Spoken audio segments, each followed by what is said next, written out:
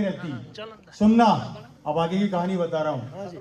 तो ये घर के कोने में बैठा बैठा रोता है और एक ही चीज कहता है, पूरी जिंदगी भागा, अपने बच्चों को पाला, बेटों को पढ़ाया लिखाया, कमाने के काबिल बनाया, आज मेरा बुढ़ापा आ गया तो कोई मेरे पास 2 मिनट बैठता नहीं है, मुझे समय देता नहीं है, मेरे पोते मेरे पास नहीं बैठते क्योंकि पोते पढ़ाई में इतने बिजी हो गए हैं। और आजकल की पढ़ाई तो आप लोगों को पता है कितनी लेंदी हो गई है, तो पोतों के पास समय है नहीं दादा के साथ बैठने का। वो बेचारा बूढ़ा आदमी घर के कोने में चुपचाप बैठा रहता है, खाना मिल गया तो ठीक है, चाय मिल गई तो ठीक है, नहीं तो जयराम जी की।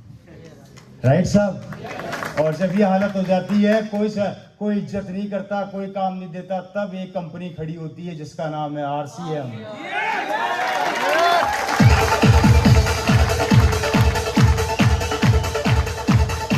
तब एक कंपनी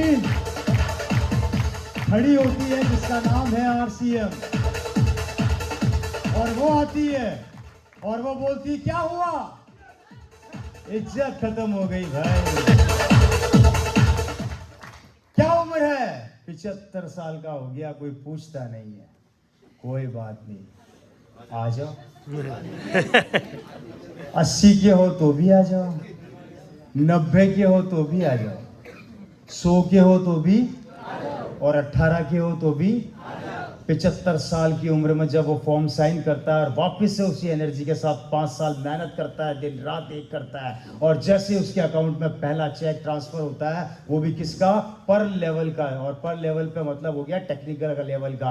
और अकाउंट में सीधा 70-80 हजार रुपया जब ट्रांसफर होता है तो उसका सीना चौड़ा हो जाता है। और 80 साल की उम्र में जहाँ उसकी बेटी या उसका बेटा उसकी इज्जत नहीं करते, वहां पे RCM की टीम उसको कंधे पे लेके स्टेज पे नाचती है और उसका सीना चौड़ा हो जाता है। और पूरी जिंदगी जो उसको वहां से नहीं मिला, ये RCM बोलती है, टेंशन मत पालना, यहां रुकेगा नहीं।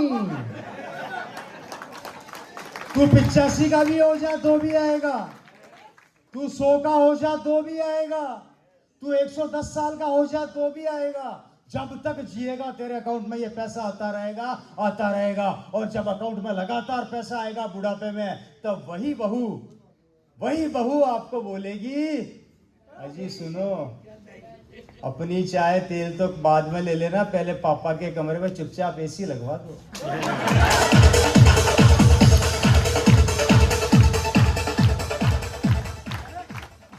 पापा को गर्मी नहीं लगनी चाहिए। पापा खाना ले आऊं? रसगुल्ले खाओगे या गुलाब जामुन? उस समय पापा नहीं बोल रहे। क्या बोल रहा है? इस रूप चेंजी में बहुत ताकत है मेरे भाई। समझना कितनी बड़ी चीज है। बुढ़ापे के अंदर जहां पर हर जगह इज्जत खत्म हो जाती है, वहां पर RCM बिजनेस आपके परिवार को और आपके बच्चों को और आपको बुढ़ापे तक संभालता है। और मांगता क्या है? सिर्फ 5 साल आपकी मेहनत, करना कुछ नहीं है, कमिटमेंट को चेंज करना। सिमिलरली मेरे साथ, मेरे फादर इस दुनिया से चले गए, उन्होंने नौकरी करी, नौकरी के साथ साथ इस RCM बिजनेस को डेवलप किया। डेवलप करने के बाद 2013 में मेरे पिताजी का देहांत हो गया। बाय डिफॉल्ट बिजनेस मेरे पास आया। मैं थोड़ा सा मेरे बारे में बता देता हूं। जब ये बिजनेस मेरे पास आया था उस समय मेरे पास 3 ऑफर थे। पहला, सरकारी नौकरी, जिसको मैंने लात मार दी। दूसरा, मैं डायमंड का काम करता था, जिसको मैंने वाइंड अप कर दिया, बंद कर दिया। और तीसरा, मैंने RCM बिजनेस को गले लगाया। लोगों ने मुझे खूब बोला, गलती कर रहा है। लोगों ने मुझे बोला गलती कर रहा है। मैंने कहा कोई बात नहीं, मेरी गलती मेरे साथ है, भुगतना मुझे है। मैंने सबको बंद करके इस बिजनेस में उतर गया। अब 2 चीजें हैं, या तो मैं पागल हूं या इस सिस्टम में या इस अभियान में बहुत दम है।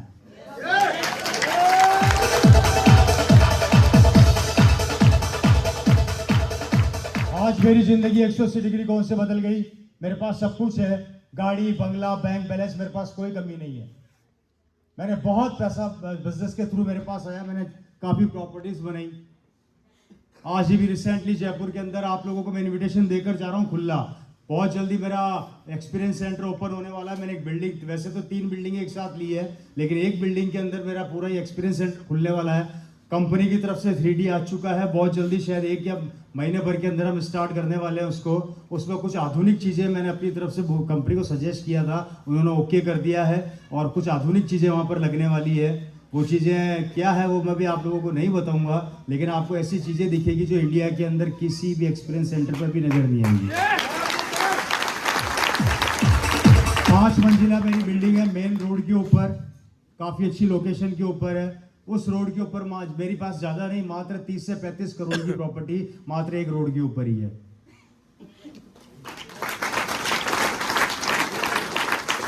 पैसा खत्म होता नहीं है, उससे पहले दूसरा आ जाता है। गलती से किसी ने मुझे बोल दिया था अभी थोड़े दिनों पहले कि भैया तुम बड़ी बड़ी बातें करते हो, तुम्हारे पास कार है तो कुछ है ही नहीं, और बस उसने दुखते रख पे हाथ रख दिया। मेरा हुआ दिमाग खराब, सीधा शोरूम में गया, एक कार और उठा के ले आया।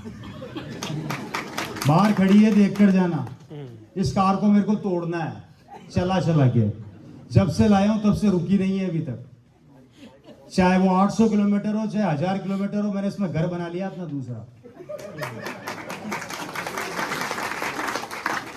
ज्यादा महंगी गाड़ी नहीं है, सस्ती गाड़ी है, बाहर खड़ी है, BMW X5 टॉप मॉडल, मात्र 1.5 करोड़ की कार है, ज्यादा महंगी नहीं है।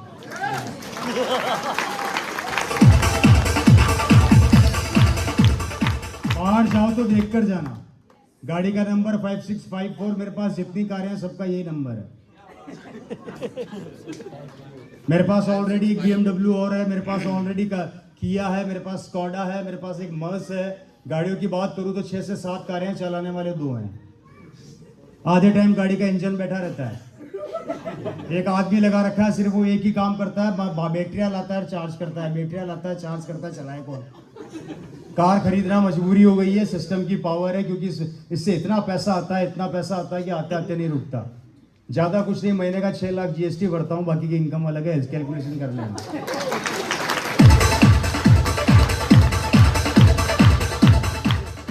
इस प्रोजेक्ट के बाद अगला प्रोजेक्ट चालू करने वाला हूं, जो अभी जयपुर में खड़ा किया उससे डबल, क्योंकि अब मैं रुकूंगा। कारण क्योंकि टीम जहां पर काम करती है वहां रुका नहीं जाता।